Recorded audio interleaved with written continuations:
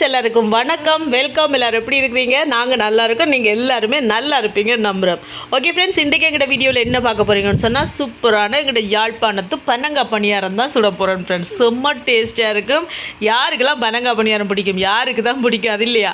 அந்த பனங்காய் பணியாரம் தான் சுட போகிறோம். சீசன் டைமில் பனம்பழம் கிடைக்கே செஞ்சிடணும். அதை எப்படி செய்ய போகிறோன்னு பார்க்குறதுக்கு முன்னாடி நீங்கள் இப்போ தான் ஃபர்ஸ்ட் டைம் எங்கள்கிட்ட சேனலில் பார்க்குறீங்கன்னு சொன்னால் அப்போ மறக்காமல் சோபா சோஸை சப்ஸ்கிரைப் பண்ணுங்கள். அப்படியே பக்கத்தில் இருக்க பெல் சிம்பிளையும் கிளிக் பண்ணுங்கள். ஓகே ஃப்ரெண்ட்ஸ், வாங்க இந்த பனங்காய் பணியாரம் செய்து வச்சோம்னா ஒரு 3-4 நாளுக்கு கூட கெட்டு போகாது ஃப்ரெண்ட்ஸ். செம்ம டேஸ்ட்டாக இருக்கும். வச்சு சாப்பிடலாம். சரியா, வாங்க செய்யலாம். ஓகே ஜூட்டு. ஓகே, இப்போ பனங்காய் நாங்கள் தோல் உரிப்போம்மா. முதல் மூளை இதை மூளையா மூளை கட்டுறோம். எப்படி இஞ்சி பத்தி டஸ்ட் இதெல்லாமே என்ன சும்மா அந்த பனந்து இந்த தூளுகள் என்ன இதை உரிச்சிட்டு கழுவணும். கழுவி போட்டு தான் தோல் உரிக்கணும் எல்லாத்தையும். ஓகே, ரெண்டாவது நல்ல வாசமாக இருக்கு. இங்கே பார்த்தீங்களா?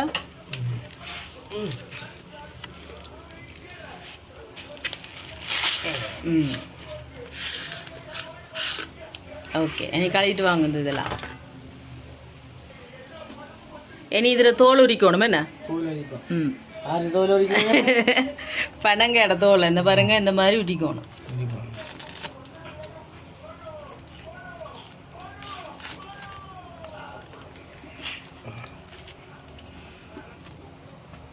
எல்லா பக்கம் அப்படி உரிக்கணும். யாருக்கெல்லாம் பனங்காய் பிடிக்கும், நல்லா இருக்கும் ஃப்ரெண்ட்ஸ். இதில் பினாட்டும் செய்வினம், நல்லா சாப்பிடலாம். சூப்பர் டேஸ்ட்டாக இருக்கும். நாங்கள் சின்ன வயசில் லோலிபாப் எங்களுக்கு அதான் பினாட்டு தான்.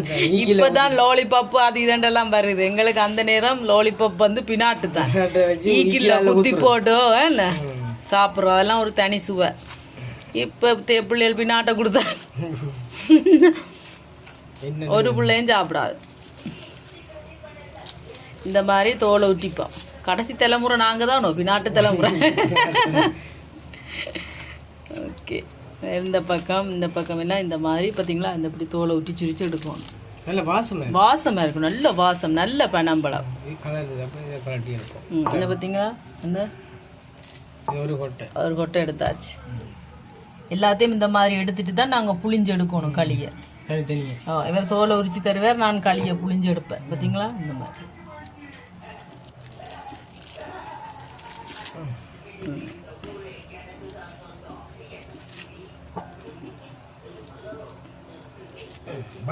வழுக்கும். கொஞ்சம் சிரமம்தான். சிரமத்தை பார்த்தா சரி வராது, ஆனால் நல்லா இருக்கும், டேஸ்டா இருக்கும். இதே மாதிரி எல்லாத்தையும் தோல் உரிச்சு எடுப்போமா? ஓகே ஓகே ஓகே உரிச்சிட்டு வா. இதில் பார்த்தீங்கன்னு சொன்னால் ஒன்று வந்து கொஞ்சம் காய்ப்பதமாக இருக்கு. உள்ளுக்கு கொஞ்சம் வெளியில் பழமாக இருக்கு, உள்ளுக்கு காய்ப்பதமாக இருக்கு. பார்த்தீங்களா?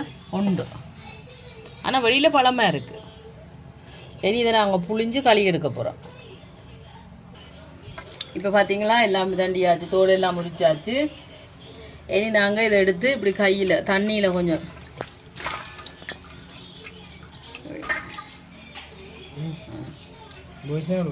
இந்த மாதிரி புளிஞ்சு களி எடுக்கணும். பார்த்தீங்களா? இதுதான் பனங்களி. அடிக்கணும். ரெண்டு தும்புகள் இருக்கும். பார்த்தீங்கன்னா கஷ்டப்பட்டு தான் புளியணும். கையை நினச்சிட்டு கணக்க தண்ணி விடாமல் ஆனால் கை நினச்சி தான் நாங்கள் காய்ச்சும் போது தண்ணி எல்லாம் தண்டிடும். ஒன்றும் செய்யலாம். இந்த மாதிரி புளிஞ்சு எடுப்போமா? பார்த்தீங்களா களியை? இப்படி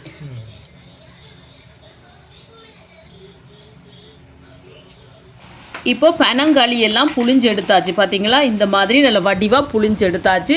புளியறது கொஞ்சம் பொறுமை வேணும் ஃப்ரெண்ட்ஸ். அவ்வளோதான் உண்டு. இதில் இந்த பனங்களியை புளிஞ்சு எடுத்துட்டோமோ அதுக்கப்புறம் இந்த பனங்காய் பணியாரம் சுடுறது நல்ல ஈஸி தான், தெரியுமா? இப்போ இந்த பனங்களியை புளிஞ்சோன்னே நான் இதை வடிச்செடுக்கிறேன். நான் இப்போ இந்த வடியில் வடிச்செடுக்கிறேன். அப்படி இல்லைன்னா உங்கள்கிட்ட நல்ல வெள்ளை துணி இருந்துச்சுன்னு சொன்னால் அதில் கூட பப்ளின் துணி இருக்கும், வெள்ளை பப்ளின் துணி, அதில் கூட நீங்கள் வடிச்செடுக்கலாம். நல்லா கழுவி போட்டு அதை புளிஞ்சிட்டு அதில் கூட இப்படி இந்த மாதிரி வடிச்செடுத்தீங்கன்னா இந்த தும்புகள் எல்லாம் வந்துடும். இந்த தும்பு எல்லாத்தையும் இந்த மாதிரி வடித்து எடுக்கணும். இல்லைன்னு சொன்னால் அந்த சாப்பிடும்போது இந்த தும்புகள் வரைக்கும் எங்களுக்கு ஒரு மாதிரி இருக்கும். அது வீண் பிரச்சனை இல்லை, வயிற்று கோளாறுகளை கொண்டு வரும். அதால் நாங்கள் வடித்து எடுத்து தான் இது செய்யணும். சரியா? இப்போ எல்லா இந்த பனங்களியையும் நான் கொஞ்சம் கொஞ்சமாக இந்த மாதிரி ஊற்றி வடிச்செடுக்க போகிறேன். சரியா? யாருக்கெல்லாம் பனங்காய் பணியாரம் பிடிக்கும்? எங்களுக்கு நல்லாவே பிடிக்கும் ஃப்ரெண்ட்ஸ். இது வந்து இந்த சீசனில் தான் செய்யலாம். நெடுக இந்த பனம்பழம் கிடைக்காது. ஆனால் பார்த்தீங்கன்னா இப்போ இந்த பனங்களி போத்தல்களையும் விற்கின மாக்கள் இந்த பனங்களியை காய்ச்சிட்டு போத்தலில் வச்சு விற்கினேன். நான் ஏற்கனவே ஒரு போத்தலில் வாங்கி செய்தேனா நல்லா இருந்துச்சு. அது எங்கே சொல்லுங்கள் பாப்போம். வைஷ்ணவி விகாருக்கு முன்னால் யாழ்ப்பாணத்து பொருட்கள் எல்லாம் வச்சு விற்கிற ஒரு கடையில் வந்து நான் வாங்கி செய்திருக்கிறேன். நல்லா இருக்குது, பரவாயில்ல, நல்லா இருக்குது. அதே சுவை நாங்கள் வாங்குகிற பனங்களின்ற சுவையிலேயே இருக்குது. இருந்தாலும் அது வந்து கெட்டு போகாமல் இருக்கிறதுக்கு ஏதாவது வச்சிருப்பினம் தானே. அதால் நாங்கள் உடன் பனம்பழம் மண்டேக்க பயப்படாமல் நல்ல வடிவாக செஞ்சு சாப்பிடலாம். இப்போ நான் இந்த மாதிரி கொஞ்சம் கொஞ்சமாக எல்லா பனங்களியையும் வடித்து எடுக்க போகிறேன். பார்த்தீங்களா? இப்படி வடித்து எடுக்கும்போது அந்த பனங்காயோட தும்புகள் எல்லாம் இந்த மாதிரி வரும். பார்த்தீங்களா?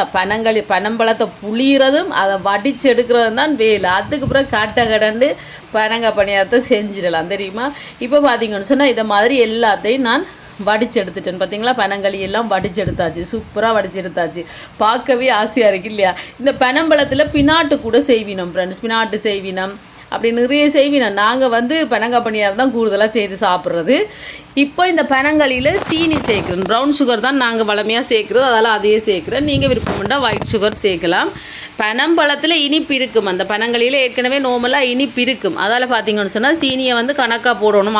கூடுதலாக போட்டோம்னா இனிப்பு கூடிரும். இப்போ சுகர் பேஷண்ட் சர்க்கரை வறுத்தக்காரர் யாராவது இருந்துச்சுன்னு சொன்னால் நீங்கள் இதில் அரைவாசியாக கொஞ்சம் களி எடுக்கலாம். களி எடுத்து போட்டு சீனி போடாமல் கூட சுட்டு கொடுக்கலாம். மாவை கலந்துட்டு காய்ச்சி போட்டு பனங்களியை காய்ச்சிட்டு சீனி போடாமல் களியை காய்ச்சி போட்டு போட்டு சுட்டும் கொடுக்கலாம். இப்போ நாங்கள் இதில் பார்த்தீங்கன்னு சொன்னால் கணக்காக சீனியும் போட்டாச்சு, கொஞ்சம் உப்பும் போட்டிருக்கேன். உப்பு போட்டோம்னா அந்த இனிப்பை வந்து எடுத்து கொடுக்கும். அதுக்காக தான் கூட போடக்கூடாது, கொஞ்சமாக போட்டு நல்லா இந்த மாதிரி கரைச்சி விடணும். சீனி கரைகிற அளவுக்கு நல்லா கலந்து விட்டுட்டு இனியை தூக்கி நாங்கள் அடுப்பில் வைக்க வேண்டியதான். அடுப்பில் வச்சு போட்டு பார்த்திங்கன்னா அடுப்பை மீடியம் ஹீட்டில் விட்டுட்டு இந்த பனங்களியை காய்ச்சி எடுக்கணும். அடுப்பை வந்து கூட்டி வைக்கக்கூடாது. கூட்டி வச்சோம்னு சொன்னால் இப்போ இந்த அடியில் வந்து அந்த அடி பிடிச்ச மாதிரி போயிடும். அதால் நல்ல கணக்காக மீடியத்தில் விட்டுட்டு நல்ல வடிவாக இந்த மாதிரி காய்ச்சி எடுக்கணும். பார்த்திங்களா? இதுக்கு இந்த பாகுப்பதம் அந்த மாதிரி எல்லாம் இல்லை. நல்லா அந்த கொதித்து நல்ல நுரகட்டி அப்படியே கொதித்து வந்தோடனே இறக்க வேண்டியதான். இறக்கி நல்லா ஆறணும். இந்த பனங்களி நல்லா ஆறின பிறகு தான் அதுக்கு பிறகு தான் நாங்கள் மாவை ரெடி பண்ணி நாங்கள் சுடணும். இப்போ நான் இரவு தான் இந்த பனங்களியை காய்ச்சி நல்ல வடிவாக வச்சேன்னா காலையில் பார்த்தீங்கன்னு சொன்னால் ஒரு 6 மணி அப்படி நல்லா ஆறிப்போ இருந்துச்சுது. இந்த மாதிரி பார்த்தீங்களா? இல்லை சூட்டோடையே போட்டோம்னு சொன்னால் வந்து அவிஞ்சிரும். அது வந்து ஒரு மாதிரி கட்டி மாதிரி போயிடும். அதால் பார்த்தீங்கன்னு சொன்னால் பனங்களியை நல்லா ஆற வச்சு போட்டு தான் பனங்காய் பணியாரம் நாங்கள் சுட வலிக்கணும். அவசரப்பட்டு முன்னாடியே சுடக்கூடாது. இப்போ பார்த்தீங்கன்னு சொன்னால் நல்லா ஆறிட்டா பனங்களி பார்த்தீங்களா? இந்த மாதிரி ஆறிட்டு அந்த சட்டிலேயே போட்டு குழைக்க முடியாது தானே. அதால் நான் வந்து ஒரு பெரிய கிண்ணத்துக்கு எல்லா பனங்களியையும் இப்படி மாற்றியாச்சு. பார்த்தீங்களா? மாற்றிட்டு பார்த்தீங்கன்னு சொன்னால் இனி சேர்க்க போகிறேன். வந்து ஆல் பர்பஸ்ஃபுல்லாக இது வந்து அவிக்காத அவிச்ச மாவும் சில பேர் சேர்த்து செய்யணும். அவிச்ச அரைவாசி பச்சை அரைவாசியாக சேர்த்து செய்யணும்.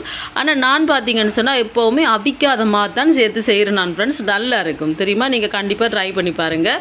இப்போ இந்த அவிக்காத மாவில் இந்த எங்களோட பனங்களிக்கு தேவையான அளவு போடுறேன். நான் இப்போ ஒரு 3 கிண்ணத்தால் போடுறேன், சின்ன கிண்ணத்தால். நீங்கள் கொஞ்சம் கொஞ்சமாக பார்த்து கூட சேர்க்கலாம். இதை போட்டு நல்லா அப்படியே கலந்து விடணும். பனங்களியையும் மாவையும் சேர்த்து நல்லா கலந்து விடணும். இந்த கலந்து விடும்போது நீங்கள் வாயில் வச்சு பார்க்கலாம் இனிப்பு காணுமான்னு சொல்லி. அப்படி இனிப்பு காணாத மாதிரி இருந்துச்சுன்னு சொன்னால் நீங்கள் சீனி சேர்த்து நல்ல வடிவாக திருப்பி கலந்து விடலாம். இப்படி இந்த மாதிரி நல்லா அடியில் இருந்து அப்படியே கிளறி நல்ல வடிவாக கலந்து விடணும். பார்த்திங்களா? இந்த மாதிரி இப்போ இந்த மாதிரி நான் நல்லா கலந்து விட்டாச்சு. நான் கொஞ்சம் வாயில் எடுத்து வச்சு பார்த்தேன்னா சீனி காணாத மாதிரி இருந்துச்சு. அதோட மறுபடியும் கொஞ்சம் சீனி நான் சேர்த்து போட்டு கலந்து விட போகிறேன். இதே மாதிரி நீங்களும் கலக்கும் போது பார்த்து சீனி காணாட்டிக்கு சேர்த்து கலந்து போட்டு சுடலாம். அப்படி சக்கரவர்த்தி வியாதிக்காரர் இருக்கிறார்கள் நீங்கள் வேறு அது இருந்துச்சுன்னு மட்டும் சொன்னால் நீங்கள் வந்து சீனி இல்லாமல் கூட பனங்களியோட மாவை சேர்த்து கலந்து சுடலாம். இப்போ இந்த மாதிரி நல்லா கலந்து விட்டாச்சு. பார்த்திங்களா? நல்ல வடிவாக அப்படியே சீனியெல்லாம் கரையிற அளவுக்கு நல்லா அப்படி கிளறி இந்த மாதிரி கலந்து விடணும். இந்த பதம் இருக்கணும். தண்ணி பதமாகவும் இருக்கக்கூடாது, இறுக்கமாகவும் இருக்கக்கூடாது. நல்லா கலந்து போட்டு இந்த மாதிரி எடுத்து போட்டு பார்த்தோம்னா தெரியும். இந்த பார்த்திங்களா? இப்படி விழணும். இதுதான் பதம். எப்படி இருக்கணும்.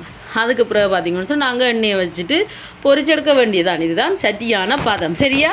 அதுக்கு பிறகு இங்கெல்லாம் சட்டியில் எண்ணெயை வச்சாச்சு. எண்ணெய் சூடாயிட்டு கொஞ்சம் கொஞ்சமாக போட்டு பொரிச்செடுக்க வேண்டியதுதான். இந்த மாதிரி இப்படி இப்படி போட்டு எடுக்க வேண்டியதுதான். கணக்காக கையில் எடுத்துட்டு நீங்கள் கொஞ்சம் கொஞ்சம் ஒண்டொண்டா கூட இப்படி போடலாம். நான் 2-3 இப்படி போடுறேன். சரியா? அடுப்பை வந்து மீடியம் ஹீட்டில் தான் விட்டுருக்கேன். ஆக கூட்டி விடக்கூடாது. ஆக கூட்டி விட்டோம்னு சொன்னால் வெளியில் பார்த்தீங்கன்னா கலர் மாறி இருக்கும், உள்ளுக்கு வந்து அவிஞ்ச மாதிரி இருக்காது. அதால் அடுப்பை மீடியம் ஹீட்டில் விட்டு கடகடண்டு பொரிச்செடுக்கலாம். ஆக கூட போட்டோம்னா எல்லாம் ஒண்ட மண்டா போயிடும். அதால் கணக்காக போட்டு நல்ல வடிவாக இடைவெளி விட்டு பொரிச்செடுக்க வேண்டியது தான்.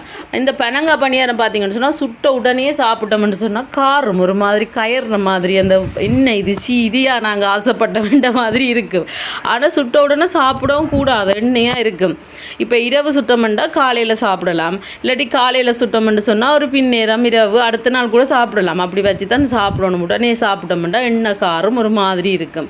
ஆனால் எங்களுக்கு எங்கே பொறுமை இருக்குது சொல்லுங்க. அப்போ சுட்ட உடனே சாப்பிட்டு பார்க்கணும் போலான்னு இருக்கும் இல்லையா?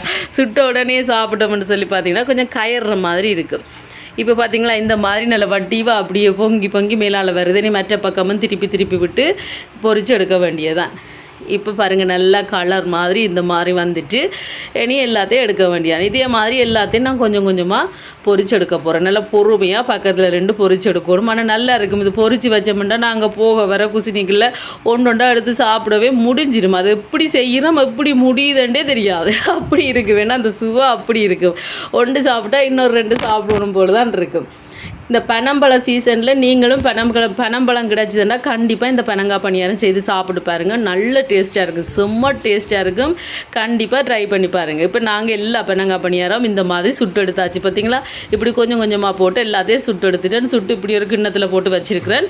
உடனே சாப்பிட கொடுக்க மாட்டேன், கொஞ்சம் நேரத்தாலாம் கொடுப்பேன். உண்மைக்கு செம்ம டேஸ்ட்டாக இருந்துச்சு. கண்டிப்பாக நீங்களும் ட்ரை பண்ணி பாருங்கள். ஓகே ஃப்ரெண்ட்ஸ், இந்த வீடியோ ஃபுல்லாக பாருங்கள். பார்த்துட்டு எப்படி இருக்குன்னு சொல்லுங்கள். இந்த வீடியோ பிடிச்சிருந்தால் மறக்காமல் லைக் பண்ணுங்கள், ஷேர் பண்ணுங்கள், கமெண்ட் பண்ணுங்கள், அப்படியே சப்ஸ்கிரைப் பண்ணுங்கள். சப்ஸ்கிரைப் பண்ணிவிட்டு பக்கத்தில் இருக்க பெல் சிம்பிளை கிளிக் பண்ணுங்கள். ஓகே ஃப்ரெண்ட்ஸ், நான் உங்களை இன்னொரு வீடியோவில் சந்திக்கிறேன். Bye data.